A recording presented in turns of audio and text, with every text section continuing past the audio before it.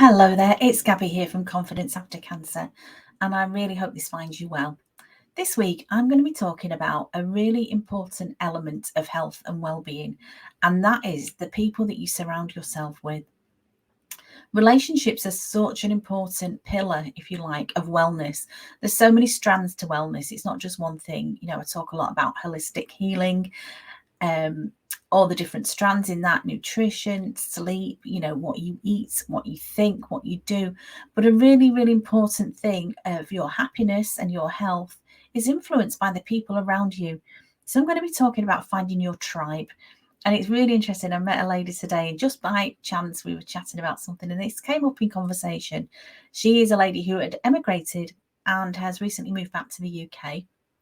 And she's working now very consciously on finding her tribe. And that's great for her because she's doing this very consciously. But for a lot of us, we've quite often, unconsciously surrounding ourselves with people who are not beneficial to us. And if that strikes a chord with you, you might think, well, what can I do about that? So I've got some thoughts on that for you. And as well, as always with me, there's no judgment. I'm not here to tell you what to do. I'm here to suggest maybe a different way of thinking about things that you've thought of in the past, and hopefully give you some ideas of things that can really help you if you are struggling. I'm always here for you. So the most important thing to think about is, as I said before, health and well-being. None of us live in isolation. We all need that connection with people. Our relationships can be one of the sources of deepest joy for us in our lives, but also, when it goes bad, it can also be the greatest unhappiness. I'm not going to dwell on that too much because that's really maybe for another day. What I'm going to think about is, how can you get the right people around you that support you? So first of all, I'd invite you to think about the people that you're spending time with at the minute, and do they support you? Are they on the same wavelength as you? Can you connect with like-minded people? And I'm not saying you shouldn't connect with people who are different to you or have different views to you. It would be a boring old world if we all thought the same way. I'm not saying that for 1 minute, but what I am saying is it is such a relief. And the relaxation that I find when I've just caught up with an old friend today, and the relief of just being completely yourself and talking a language that she understands me and I understand her, is just beautiful. It's just beautiful. And so when I was saying before about thinking about who you are spending your time with, think about the time, maybe the last month. Who have you spent time with? Who have you spent the most hours with? And then think about the way that those people in your lives, how do they make you feel? Are they giving you good energy? Are they supporting and uplifting you? Or actually, are they draining you? Because you've all got choices. You've always got a choice. And you may think, I'm working with somebody now who said, well, actually, it's really difficult because it's my mother that I've got this different relationship with. And I can't just, cut her out of my life. And I wasn't suggesting that for 1 minute.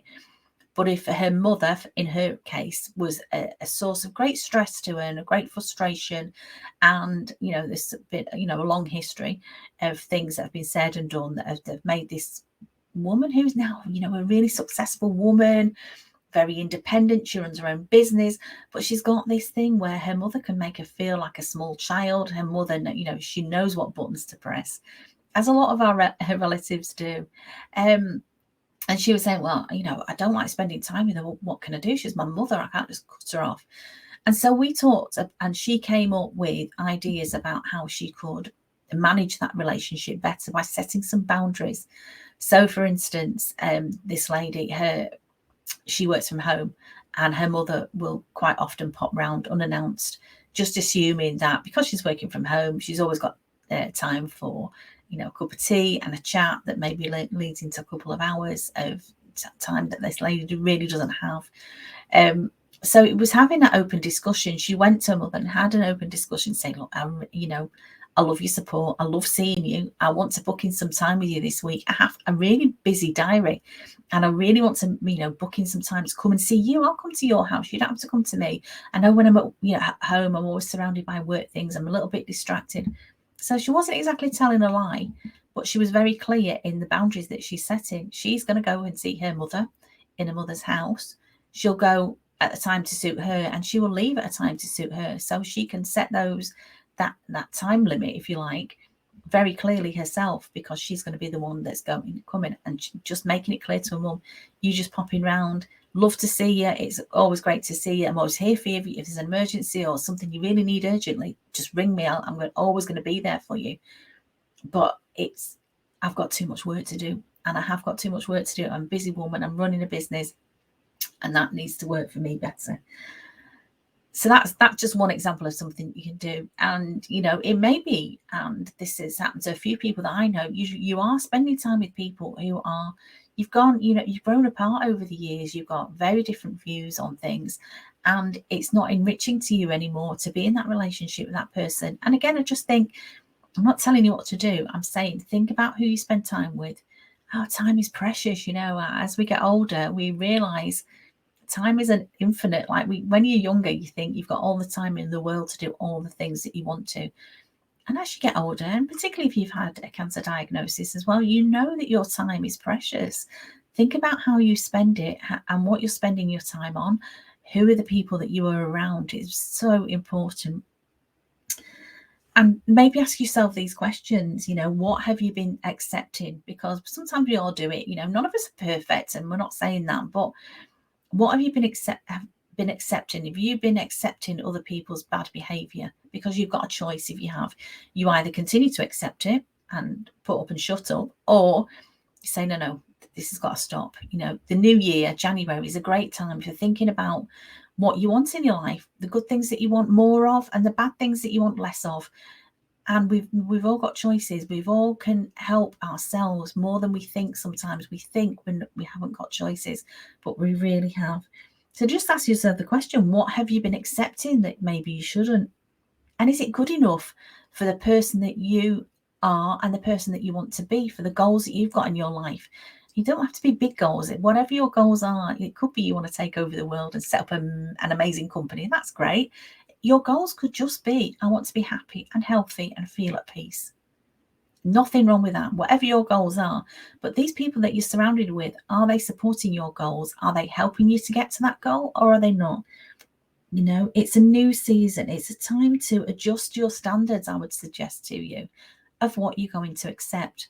Don't accept bad behavior. Don't accept being treated badly, because you're worth more than that. You are, okay? You need to treat yourself with respect and expect that from the people around you as well, because you are worthy and you deserve more.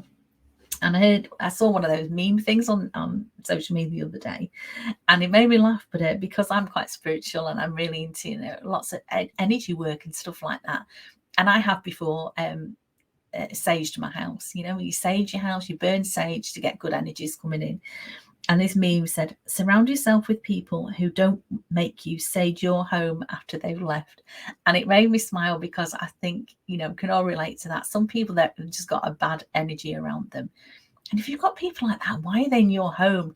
Your home should be a sacred space where you come for rest, relaxation, and to be yourself. If you can't be yourself in your own home, there's something not right, isn't there? So think about your tribe.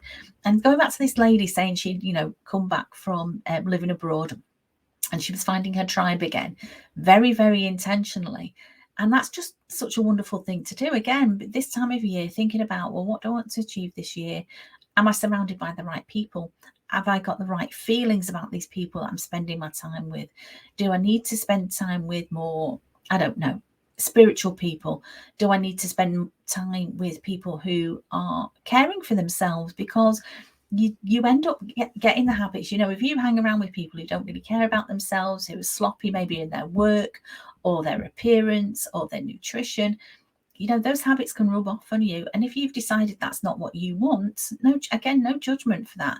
But it was really helpful to find a tribe of people who've got the same goals. That's why weight loss clubs are so popular.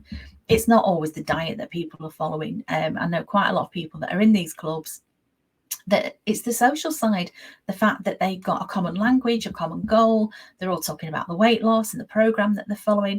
And I'm not suggesting you need to do that, but what I'm saying is there's so much power in a common goal. And I'm in quite a few really positive, uplifting Facebook groups. And that's really nice.